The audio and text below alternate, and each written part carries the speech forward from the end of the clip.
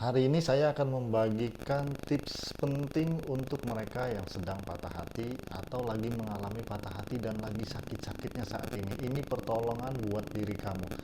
Teman-teman, sadarilah bahwa ketika kita sakit hati atau lagi kecewa, itu bukan karena kita cinta terhadap seseorang tersebut, tapi kita lagi tidak bisa mengendalikan ego kita. Ego kita yang sedang terluka, ego kita yang sedang merasa tidak penting lagi dibuat kehidupan seseorang tersebut, sehingga kita lupa cara mengisi ego kita kembali. Nah, teman-teman, agar kamu bisa survive, agar kamu bisa mengendalikan perasaan kamu lagi, mengambil alih kendali kamu lagi, yang harus kamu lakukan adalah isi ego kamu sendiri saat ini. Isi rasa keberhargaan itu sendiri saat ini. Karena kebutuhan akan mencintai itu tidak bisa kamu ambil serahkan ke orang lain atau ke pasanganmu.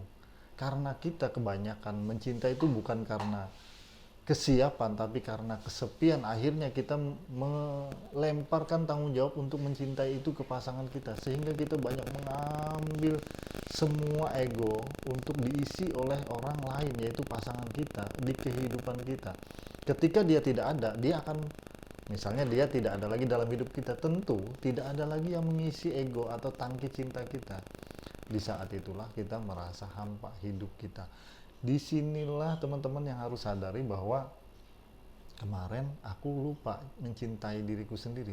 Saat seperti ini, ya aku harus mengisinya kembali agar tangki cintaku terisi lagi. Itu yang perlu disadari. Yang kedua, teman-teman, memang wajar ketika kalian patah hati atau baru putus itu akan mengalami yang namanya fase berduka, sedih yang luar biasa. Biar kesedihan itu cepat kalian tangani, yang pertama-tama teman-teman akui dulu. Biarkan dulu, ada fasenya berduka dulu, nggak apa-apa. Lihat, perhatikan, amati saja. Tapi itu bukan cinta, itu adalah berduka. Kadang-kadang orang mengartikan rasa berduka itu adalah perasaan cintanya, padahal tidak. Perasaan berduka itu adalah perasaan yang wajar dan dititipkan Tuhan pada kita ketika kita mengalami kehilangan sesuatu. Kepada apapun, tergantung seberapa penting orang tersebut dalam hati kita. Tapi itu bukan cinta, teman-teman. Kalau cinta itu harus ada 3 unsur. Yang pertama, teman-teman, dia harus ada chemistry, harus ada rasa keintiman. Yang ketiga, komitmen. Nah, kalian kan sudah tidak ada komitmen, itu bukan cinta lagi, teman-teman. Itu adalah fase berduka yang harus disadari. Yang ketiga, teman-teman, saat orang lagi putus cinta atau patah hati, mereka akan mengalami yang namanya fisik mereka lagi drop-dropnya atau lagi down-downnya. Yang harus diperhatikan tuh adalah bukan orang yang di luar diri kita lagi, tapi diri kita sendiri yang harus diperhatikan saat ini. Kalau kamu memang cinta diri kamu, kamu harus perhatikan, karena saat patah hati itu justru kamu memerlukan asupan nutrisi yang paling banyak, teman-teman. Dan buat teman-teman yang patah hati juga perlu asupan nutrisi yang banyak banget. Karena apa? Saat begitu konflik batinnya itu antara pikiran dan perasaan itu berkecamuk. Yang satunya ingin kembali, yang satunya tidak ingin kembali pikirannya, tapi batinnya ingin kembali. Ini berkecamuk terus tanpa menemukan solusi. Itu yang namanya konflik batin yang menimbulkan kelelahan batin yang capek banget. Dan itu perlu diperhatikan fisiknya, teman-teman, karena akan mengganggu, bahkan itu bisa menjadikan stres kronik nantinya.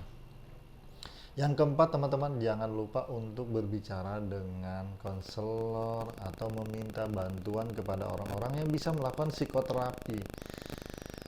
Agar apa, teman-teman? Agar kalian menemukan solusi dari perasaan batin atau mempercepat proses regulasi emosinya. Ketika kalian berlarut-larut tanpa tindakan, tanpa bantuan orang yang profesional, maka kecenderungan kalian akan jatuh ke pemikiran atau berasumsi yang keliru, atau asumsi-asumsi yang justru membuat kalian makin tersesat, makin jauh dari kata bangkit, teman-teman, malah yang menimbulkan trauma dan lain-lain. So, itu saran dari saya. Semoga konten ini bermanfaat buat teman-teman semua. Salam dari saya, Coach Dan.